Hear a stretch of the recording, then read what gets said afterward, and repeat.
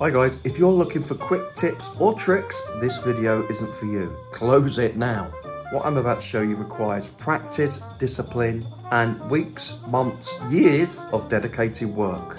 Many students aren't willing to do what it takes to get to that next level. They want some type of hack or magic bullet that simply does not exist. This lesson is for the 3% that actually practice what they learn and understand that mastery takes time. So if you're still here we go. Today we're going to look at a way that I believe players like Blue Mitchell, Clifford Brown develop that amazing way to sound like they're always playing the changes. Well, they are. But how do they connect the changes? That's what this video is about. We're just going to look at 4 elements. These include the chord tones, approach notes, chromatic enclosures, and broken chords. No scales, no patterns, no filler. Just very simple techniques to practice and apply to make you sound much more professional. It takes time and effort and discipline to practice, but if you do, you are going to get to where you want to be. If that sounds like too much work, go and find another channel promising the latest hack. So the first thing is you've got to know the chord changes, because that is what they are always targeting to make them sound super melodic. Clifford Brown, Donald Byrd, Lee Morgan, Blue Mitchell, they were all amazing at targeting the chord tones and then connecting the chord tones with vocabulary. So many years ago, I had my first jazz lesson with Paul Eshelby, who at that time was the jazz trumpet player with the BBC Big Band. And this was the first thing that he got me doing, a simple exercise over the 2-5-1 in all the keys. We're just going to look at it in C major for now to really get to know the chord tones.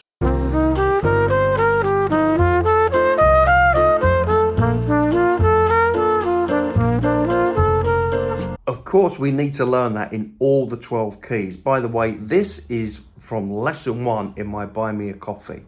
In B flat, concert pitch, bass clef, and E flat. It comes with the exercise completely written out. It comes as a lead sheet. It also comes with Ladybird, again, with the exercise written out over those 2-5-1. Once we know those chord tones and we've really got them internalized, we can start connecting them with different elements of bebop vocabulary. Let's take a quick look at chromatic enclosures. I'm not going to show you the complete way to break down a chromatic enclosure.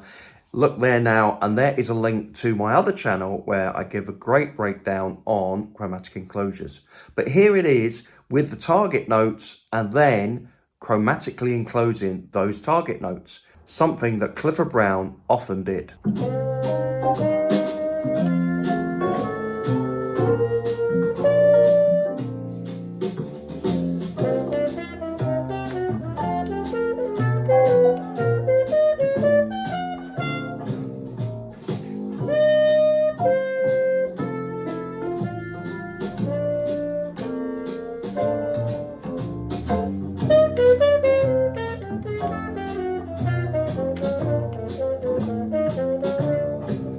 One of my favourite ways to practice chromatic enclosures is it's almost like Herbert Clark.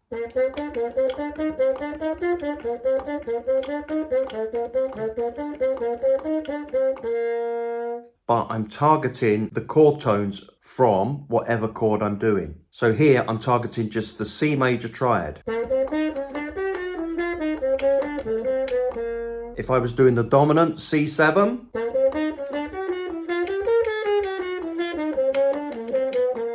if I was doing C minor,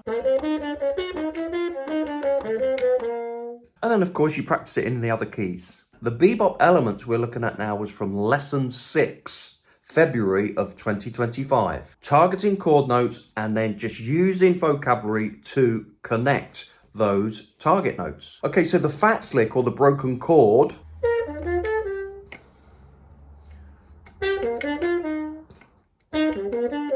you can try practicing this in a key center. Here it is, starting on F in C major.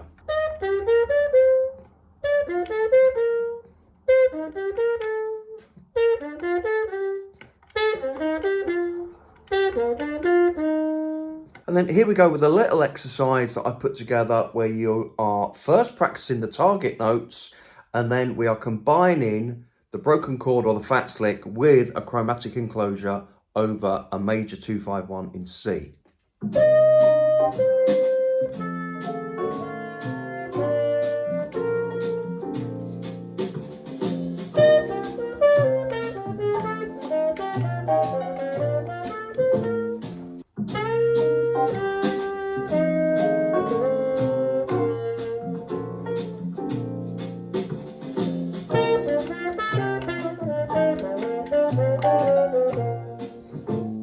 Not a chromatic enclosure at the end there, but something I stole from Blue Mitchell.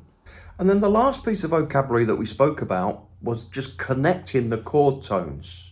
Now you can just practice your scales, but for the most part, you're only using 1, 2, or 3 approach notes to the chord note. The best book that I've ever found on this is Hal Galper's Forward Motion. I'm going to put a link to that in the description. I highly, highly recommend it. It absolutely changed my life in terms of hearing the chord tones and then connecting the vocabulary. It was that, along with Clifford Brown, that helped me put this together and really just accelerated my own playing.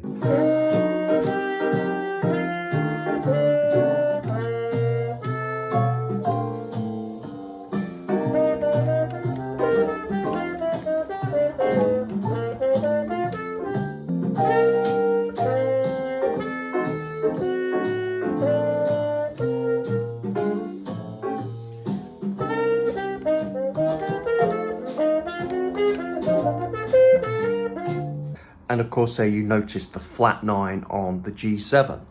Very common in bebop vocabulary. So all of these examples are from the Buy Me a Coffee membership, which if you did join today at level 2, you would get access to 14 lessons, 14 months of lessons and 14 months of solos for $5.